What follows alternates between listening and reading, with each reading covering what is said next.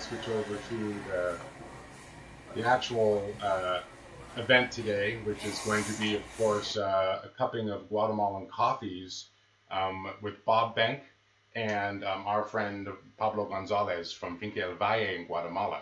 So as right now, they're in the waiting room. I'm going to pull them up in just a second, but I wanted to just make sure everybody is prepared. We're going to be cupping several coffees from Guatemala today. Among those, some from Pablo's family. And we just want you to be able to watch Bob cup them and talk about them. We've already started them off and we've broken the crust.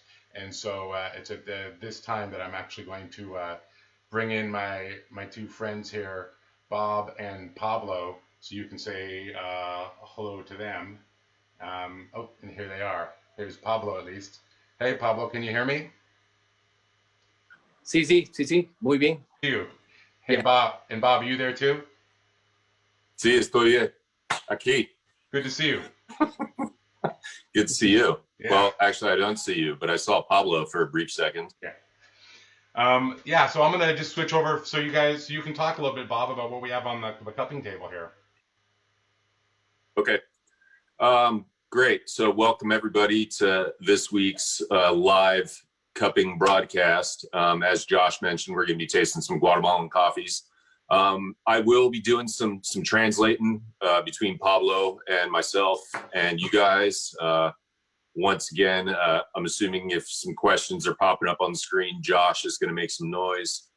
But as Josh mentioned, I have the coffee set up here. Pablo obviously is not cupping these coffees, but we'll move through it real fast and we'll just kind of chat and I'll explain what we have and we'll just enjoy it. So I'm at about, let's see, 10 minutes right now. So the coffees are cooling off. I'm going to stand up and just explain what the 5 coffees that we have are.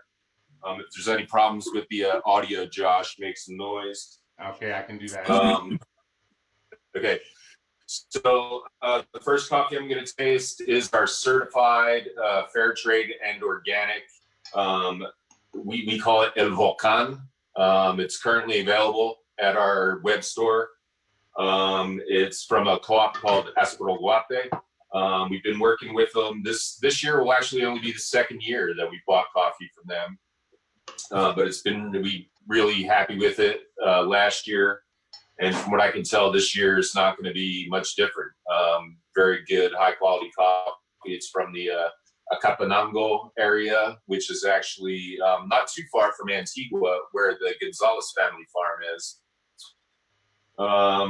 We also have what I'll call pre-shipment sample of the Valle, and we'll talk with Pablo about where they're at in their harvest cycle. And then I have 3 coffees from a producer up in the Huehuetenango area up in northern Guatemala, real close to the border with Mexico. One of which is the Esperanza, which is our current Guatemalan offer that's on our website. The name of the producer is Octavio Herrera. We're hoping to bring that coffee in again this year. And then the 2 other coffees that I have here are also coffees from Octavio Herrera, I believe. So we're just going to kind of get an idea of what types of qualities are being produced and what else is there. But yeah, I'm looking forward to tasting these. They're all real good. Not really expecting any negative surprises on the table. But, you know, Guatemala is an exceptional coffee producing country. And I'll probably just maybe open up a little convo here with Pablo and talk a little bit about what specifically is going on in Guatemala right now. Hola, Pablo. Hola Bob. Hola Joshua, ahora ya te veo. Hola, ¿cómo estás? Hola Pablo. Sí, ¿cómo estás, Bob? Bien. Hola. Dígame algo acerca de la cosecha en Antigua en general o específicamente con la finca El Valle. Sí, Está abierto. sí, bueno, la finca El Valle estuvo por algunos años por la roya, porque ya no teníamos la cosecha, entonces estos años se ha recuperado, hemos trabajado un poquito más en la cuestión de atacar todas las plagas y la fertilización, muy importante, pero algo importante también es el clima. El clima está cambiando y está siendo un poco más generoso con las tierras volcánicas, porque al estar cerca del volcán, nosotros tendemos a querer más agua o más lluvia, pero si hay demasiada lluvia, también hay una saturación de agua que afecta en determinado momento al café en la maduración o en el llenado del grano. Entonces, estos últimos años, Okay. Sí, voy a traducir y entonces es un poco corto, pero está bien. Pablo was talking about how over the past few years, they've really been affected by leaf rust or la roya. And I think most of our customers know that there was a time where we did not have El Valle a couple of years ago due to the effects of leaf rust. However, the farm is recovering right now. Last year, there was a small harvest, which we brought in and sold over the holiday season this past year. And this year has improved over last year once again. So they're feeling pretty good about what's going on and what they're seeing in terms of recovery on the farm. A lot of it has to do with soil conditions, and the weather has been more generous to the farm and the family this past year, just with moisture levels being appropriate towards proper maturation of coffee. Okay. Ok, hay un detalle muy importante, hablar del café de este sector de la Antigua, que el volcán ha estado muy activo los últimos 3 años. Después de el volcán hizo un desastre en la parte de atrás del sector de Zacatepeques, que encontrando la costa, que es la costa y Antigua, toda esta viento ha venido a alimentar de minerales importantes volcánicos a la tierra del valle. Y junto con el buen clima, que es sol moderado y agua de lluvia moderada, hace que este año tengamos una cosecha con unos granos más llenos de jugo, con una maduración más lenta, no acelerada por el sol o por la deshidratación de la tierra. Entonces creo que es un buen tiempo para esta cosecha, es una de las mejores en cuestiones de clima y en cuestiones de hidratación de los granos, de agua para los granos. Yeah. Okay, so Pablo was talking, there was a large volcanic event that occurred just outside of Antigua. I think it was 2 years ago or maybe even 3 years ago now. And it's very heavily active volcanic area. If you've ever been to Antigua, it's really just nestled between 2 large volcanoes, Volcán de Agua y Volcán de Fuego.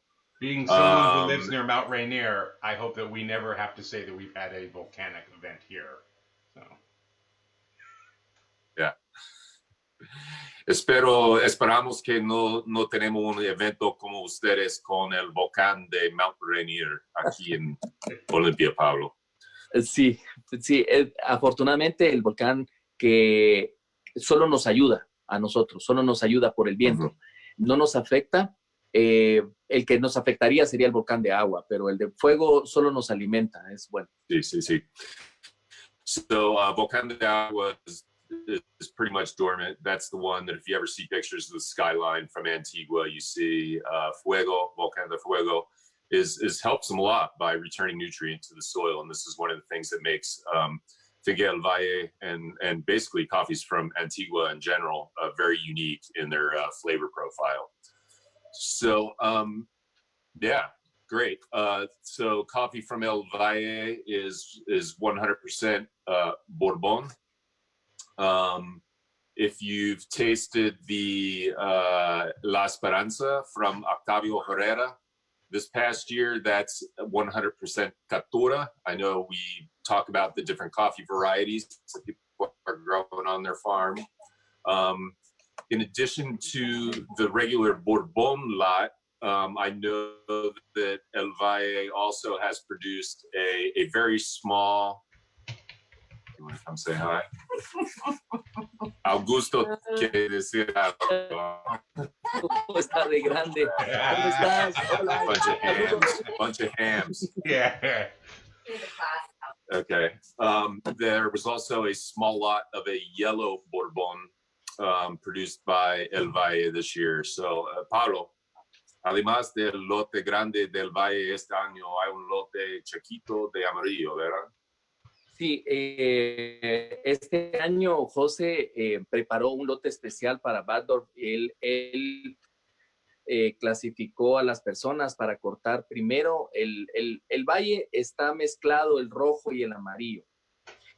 Entonces, él un día lo cortó todo en amarillo, de rojo Borbón y de arábiga o arábigo y Borbón. Y tenemos el Borbón amarillo, que Batdorf ya tuvo la experiencia de tener este café específicamente. El café lo caté hace 2 semanas y sí, los dos son similares, pero me gusta mucho porque el Borbón amarillo tiene una especialidad, tiene cosas más florales, es algo más delicado.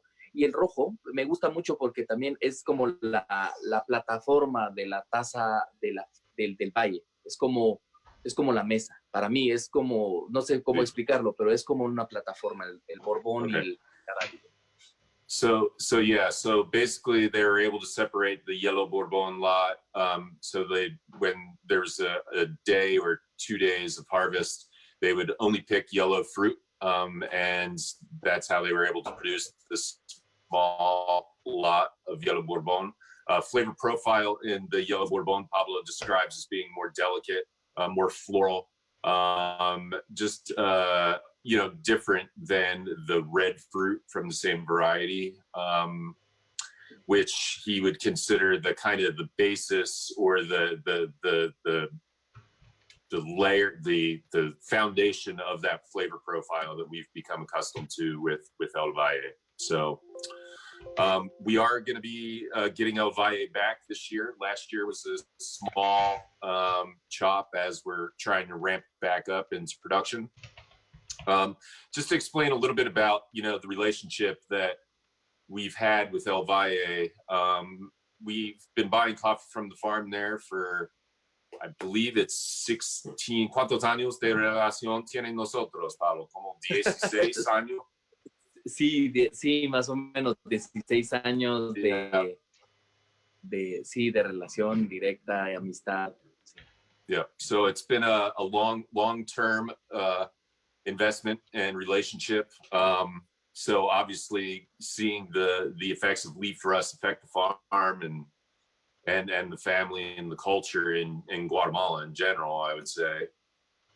It's good to have see recovery and have the opportunity once again to bring the coffee back for this year. So ¿en qué parte de la cosecha está ahorita, Pablo? Ya la cosecha está terminado y el café de pergamino está en la bodega en casa, ¿verdad? ¿Y exacto, qué sí. es el horario que seguimos? Sí, es importante. Antes de contestar tu pregunta, Bob, cuando hablamos de la relación de hace 16 años, me gustó mucho algo que dice David Griswold, y comparto mucho esta parte. Cuando nosotros empezamos a trabajar en café, era un negocio y encontramos una amistad. Ahora somos amigos queriendo hacer negocios, y eso es algo que me gusta mucho. Y contestando tu pregunta voy a traducir un momento. So Pablo just wanted to add a little bit to the little relationship talk there, and You know, when we first started out, it was a business that kind of evolved into a friendship between us. This is a relationship that was fostered by Sustainable Harvest Importers and David Griswold. They're based out of Portland, Oregon. And, you know, I talk a lot about, you know, how we negotiate with our producers or how we form these relationships. You know, we always use an importer. We always have a level of transparency between all the parties involved. And I think when we move forward right now, Pablo is going to talk a little bit about the dry milling experience and exportation experience.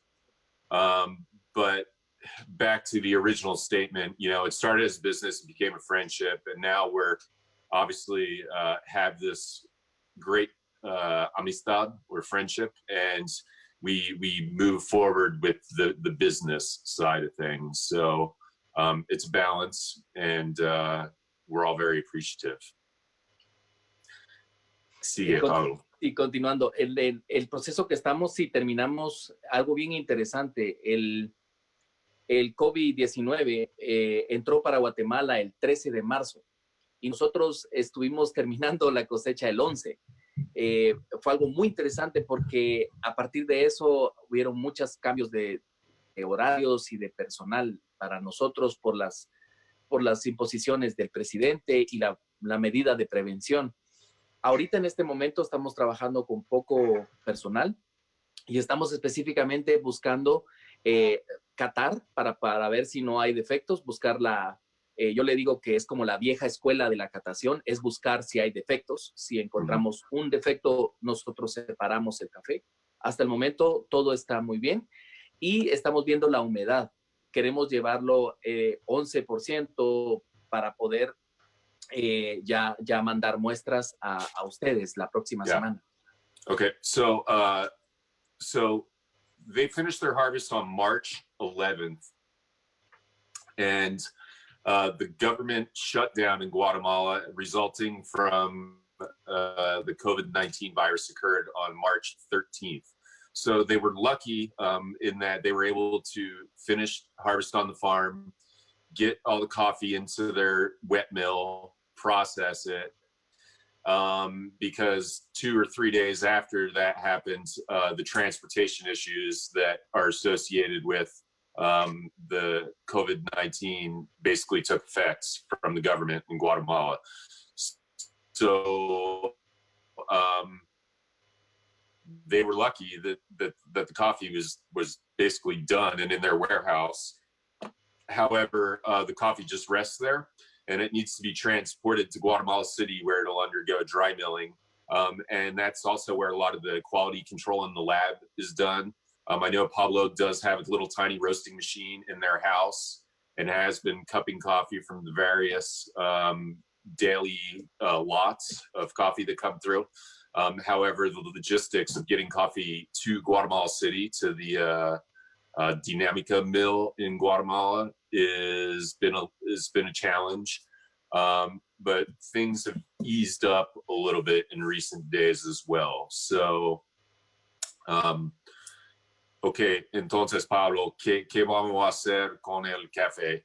Bueno, es bien, buena pregunta, bien interesante. Vamos a mandar la muestra. Este café, vamos a platicar si vamos a mandar estos pequeños lotes de amarillo y de rojo, o si quieren solo el amarillo y el Valle, que es la mezcla de todos. Lo interesante de este año es que este año pudimos pudimos cortar un poco de semilla de borbón anaranjado. Yo este borbón lo he estado buscando y trabajando desde hace más de 9 años, y hasta este año vamos a hacer ya una siembra un poco más grande de borbón anaranjado. Aproximadamente en 3 años ya vas a tener tú una muestra de este café. Sí. Entonces ese es hablar un poco del futuro, y el futuro cercano es mandarte el café, ¿verdad? Para que ustedes ya tengan el café reposado desde finales de diciembre y principios de enero. Es lo que ha estado descansando el café. Okay. Está muy... So the parchment coffee's resting in our warehouse right now. The other thing that's really exciting and going on the farm is they also have an orange colored Bourbon variety that they were able to get enough of a harvest from this year and separate that they're gonna put as seed stock in their nursery. So hopefully 2 or 3 years from now, we could potentially see some orange Bourbon. And just, the history with the variety and color of coffee on the farm is Cristina Gonzalez, Pablo's mom, was really adamant about wanting to maintain a mix of color on the farm. And I remember at one point we spoke and I'm like, so why the different colors, or why not separate them so they're easy to, maintain separation as the stuff's harvested and goes through the mill. And she's like, well, I really just like looking at all the different colors mixed together. It's like a flower garden out in the fields when these coffees are ripening and you have the yellows and the orange and the red.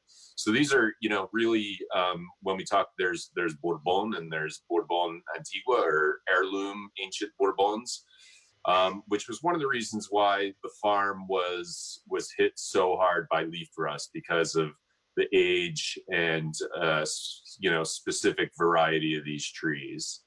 Pablo, real quick, estaba explicando. Go ahead, Josh. The question did come through, and maybe I missed it. Are we going to be seeing any of the yellow Bourbon this year from El Valle?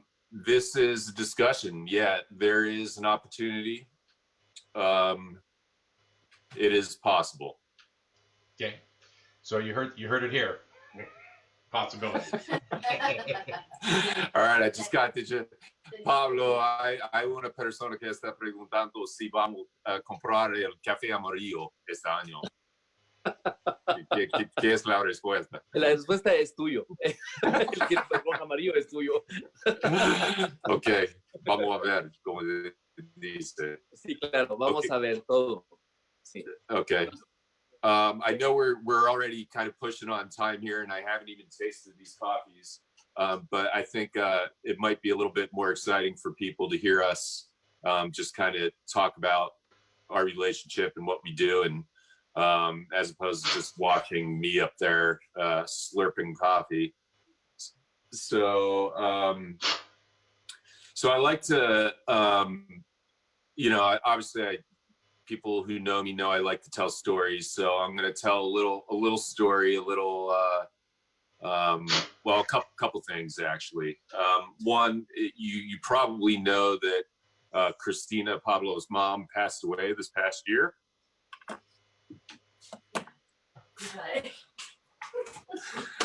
Which was a sad event. But as always in life and in coffee, the next generation will take over. Hence, Pablo and his brothers Jose and Luis are basically responsible for running the farm now. And I remember it was in 2000 and when was Violet born? 2007. When we were at an event in Antigua, Guatemala, and I was spending time with Pablo and the family. I had my wife, Emma, with us. And at the time, she was pregnant with our first child. And I just coincidentally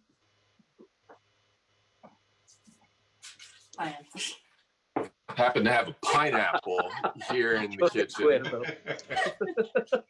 And we were driving down the road, and Pablo found out that Emma was pregnant and craving fruit. So he immediately pulled the car over at this roadside fruit stand and literally filled up the trunk with pineapples and mangoes and, oh my God, I mean, fruit I've never seen before. Probably at least a week, if not 2 weeks worth of fruit for a normal person.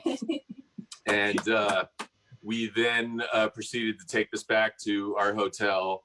And for the next, 2 or 3 days, Emma got to sit in the hotel room and consume whole pineapples at a time. And the joke was that we were we were thinking that when Violet was born, she was actually going to come out as a pineapple, not as a baby.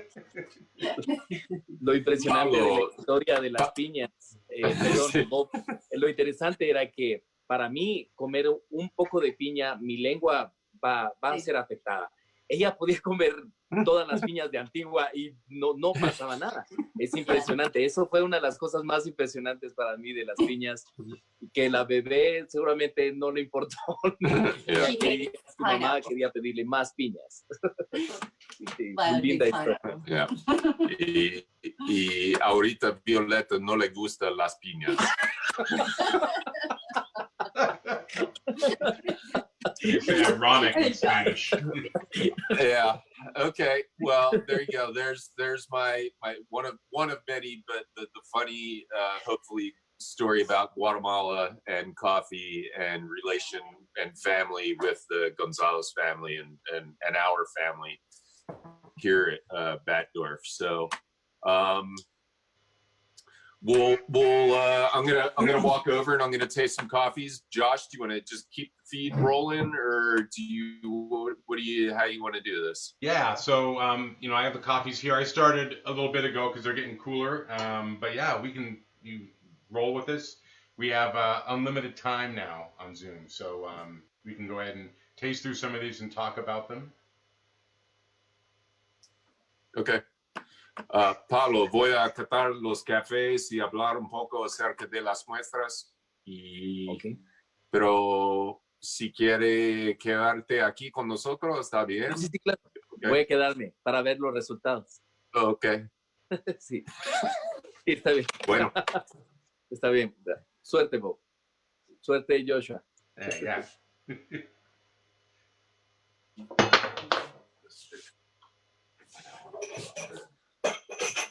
What are you starting with, Bob?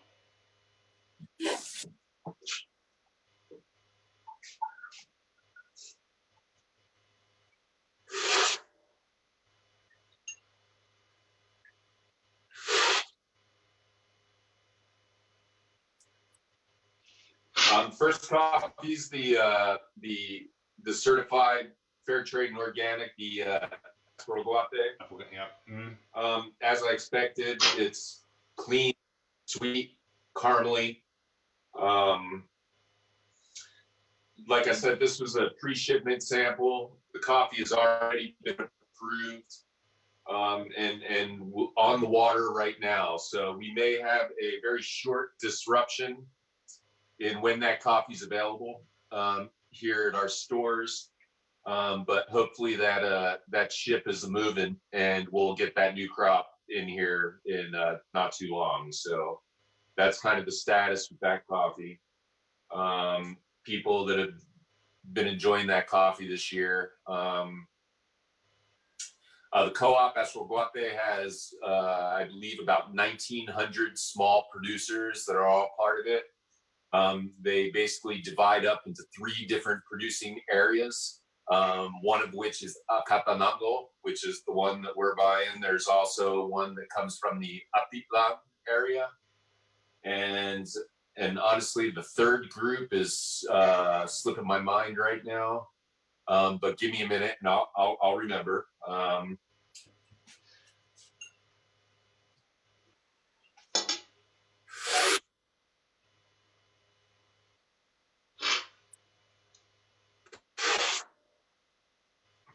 So the second sample I have here is the El Valle. And this sample is what I'll call type sample. It was brought back with David Griswold from Sustainable Harvest actually brought this coffee back from a visit when he was down there this past January, I believe it was. So it's from the earlier part of the harvest. We have not seen our pre-shipment sample yet. That's kind of what Pablo was talking about, the logistics of getting this coffee prepped and ready for shipment have been delayed due to COVID effects.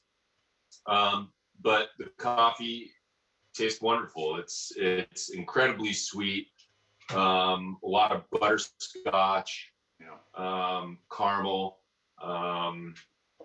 Nice, balanced, heavy body, you know, as we've come to love from El Valle.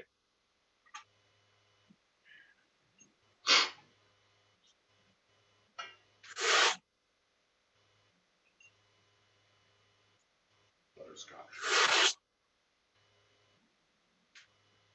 The next sample I have here is the Esperanza Catura, which is the 100% Catura variety from Otto Herrera.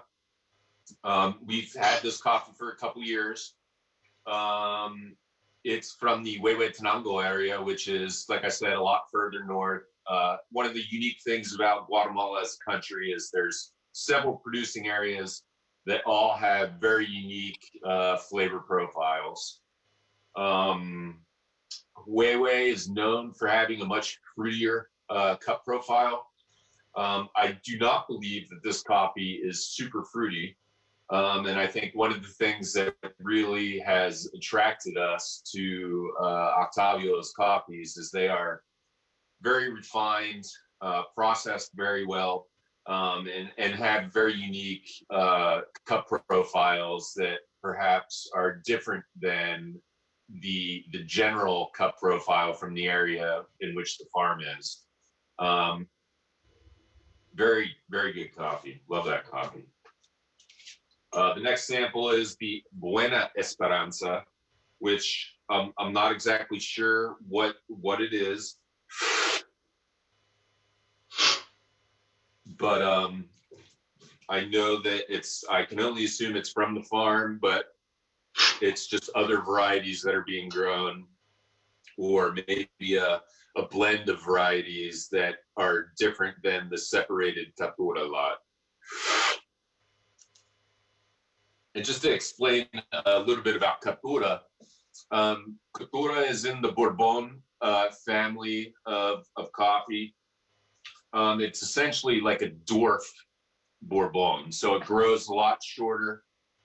It stays smaller than some of the pure or old Bourbon stock, and as a result, it has a slightly different cup profile. But from a harvest standpoint, it can be heavier yielding and easier to harvest because of its short, kind of wide stature.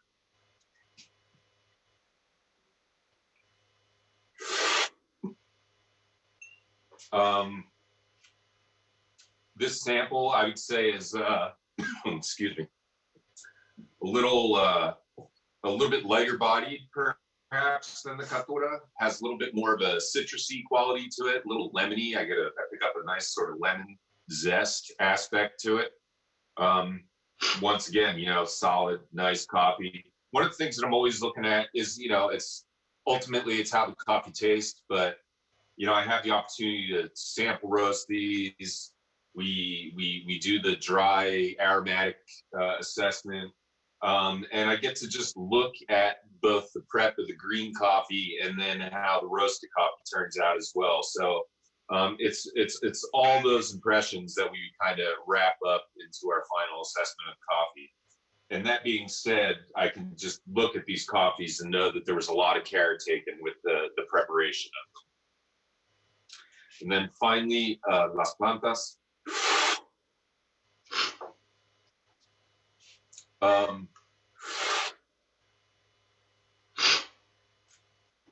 This coffee's different. This coffee has a much different flavor profile from the others. A whole lot of licorice, like black licorice, molasses, fennel. Really a velvety mouthfeel. A lot of the others kind of have the caramel, chocolate, sweet cocoa thing. This has that kind of floral, herbal, anise, but sweet and balanced at the same time. I really noticed it when I ground the coffee and was doing a dry sniff. It was incredibly aromatic. So I'll say that, you know, all those coffees are amazing coffees. Once again, this isn't necessarily me there looking to, you know, find defects. Obviously, a couple of these coffees are for approval. Others are for offer. They're basically coffees on offer, and do we want to buy them? As I'm sure you can suspect, it's hard. Yeah, I'd love to have 5-6 different Guatemalans to offer you, but we need to limit what our offers are. So we'll see what we end up with. Plus, there's always that, you know, yellow Bourbon lot floating out there that I've now been requested by certain folks, perhaps, to bring in this year and have as part of our lineup. So, wonderful coffees. These new crop Guats will probably be hitting our shelves, you know, June-ish, a month from now. Pushing into July, probably with El Valle, that tends to be a little bit later ship date. That coffee tends to really benefit from a little extra rest or reposa at origin. It just gets sweeter and sweeter. I think in the past, we've always noticed that coffee really kind of hits its stride and tastes the best that it's tasted in, like, you know, September and October, almost a little later in the crop cycle. So, yeah, that's what I got. Josh, you want to? So yeah, I mean the table is great. I mean, I'll just be frank, since we have Pablo here, that when I came to Batdorf, El Valle became my favorite coffee that we have every year. And so my heart broke a little when it went away, but it was so very, very happy when it came back. So I'm glad that we have our relationship, because I selfishly love the coffee. So. But yeah, that Las Plantas,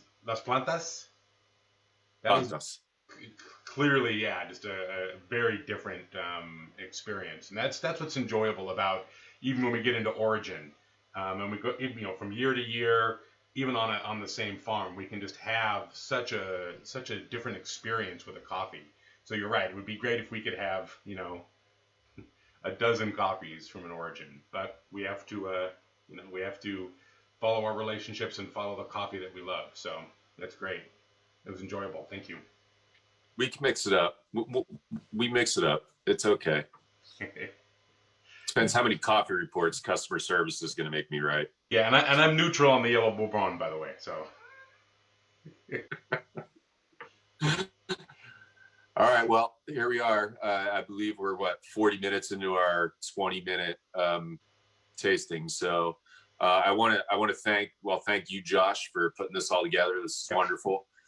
Gracias a Pablo para unir con nosotros, y fue un placer. Y hay algo que quiere decir a la gente que todavía está con nosotros. Sí, pues sí, la verdad, muchos saludos. Estamos mandando este café para ustedes y esperemos que les guste el trabajo de mi familia, de las tierras de mi país y todo. Quiero mandarles muchísimos saludos a las familias, a todos, y gracias por seguir trabajando en café. Y ¡ay, qué! Violeta. There's the pineapple. Pineapple. No, she's been at school. She's been doing homeschool for the past hour and a half. She's taking a break. Sí, yo les mando muchísimos saludos y muchísimas gracias, Joshua. Gracias por tu tiempo y muy pronto te tenemos aquí también en Guatemala. Okay. Yeah. So Pablo basically just wanted to thank everybody for enjoying their coffee so much, and hopefully we can, you know, cross paths here in Guatemala again shortly. So yeah, so this year I obviously, with everything that's going on, have not been able to make my usual journey to Guatemala. In fact, it was that week. It was the week of March 13th or March 17th was when I was scheduled to be in Guatemala. And about 2 or 3 weeks before that trip, I had canceled.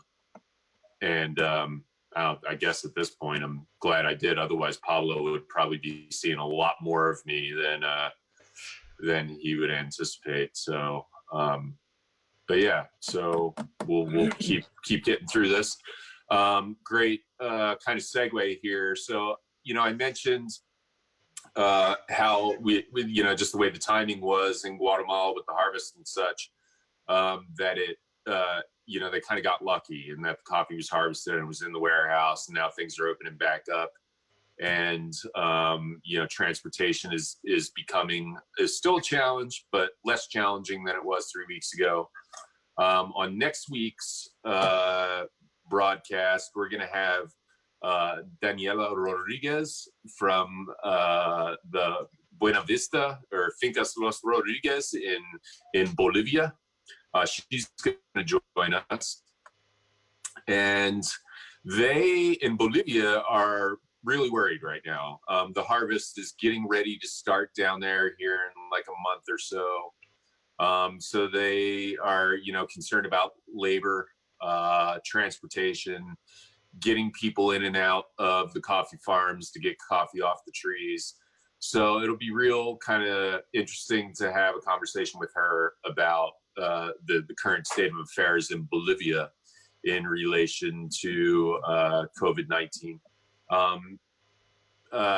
This is and coincidentally, we'll be launching the Buena Vista coffee that was from this past harvest. They have a couple months here. The peak of their harvest is, August. So we've shipped that coffee. It's landed, it's cleared. It's now in our warehouse. We've been kind of waiting a little while to launch it just to use up some of the coffees we have. But that coffee launches on May 11th. So next Wednesday, May 6th, we will have Daniela from Buena Vista with us. And I'll probably do what I call our brew all ways cupping. I'll just do 4 over. Maybe I can get Ben to do, an AeroPress or some other brew method, Josh. And this is something that I would normally do with employees in the lab before we launch coffee, just so we have the information about how coffees taste and varying brew methods. So looking forward to launching that coffee, and looking forward to having Daniela join us from Bolivia. So once again, gracias a Pablo. Muchas gracias. Gracias a toda la gente. Gracias. Just stay safe, be smart, and enjoy the time, folks. Yeah. Pablo, thank you so much for joining us today. Bob, thank you as always for sharing your stories. And I'm gonna say goodbye to you guys here, and I'm gonna close up on the main screen here. Pablo, I look forward to seeing you eventually in Guatemala, and Bob, I look forward to seeing you eventually in Olympia, hopefully. So, yeah. Gracias. Take care. And I'll Me too, see you Josh. here next week on Wednesday. Bye-bye. Sí. Nos vemos pronto entonces cuando termine esta locura del coronavirus. Muchas gracias. Yeah, Feliz. igual. Adiós, Pablo. Gracias a todos. Y saludos a la familia. Rigo, igualmente, Luis, muchos y José. abrazos a todos. Ok, Gracias. Ciao. So, folks, thank you so much for joining us today. Take care of that. So, I wanted to remind you that we do, of course, value these relationships, and this is just a way for us to try and bring our customers, our friends, our fans closer to the folks that we obviously have. In this case, I was with Pablo, long relationships with families. So please come back here next Wednesday. We're going to have another cupping, and it sounds like maybe we're going to do, rather than a cupping, a one coffee, multiple brew methods. So we'll probably grab Ben onto the feed and maybe Brendan as well to all be here as we talk with our friends from Bolivia, talk about some of the challenges they're having right now, and then also talk about the coffee that we're able to get from them. So I'm going to leave you with some more lovely music from Aaron, and I hope you have a great day. Enjoy your coffee, and be good to each other.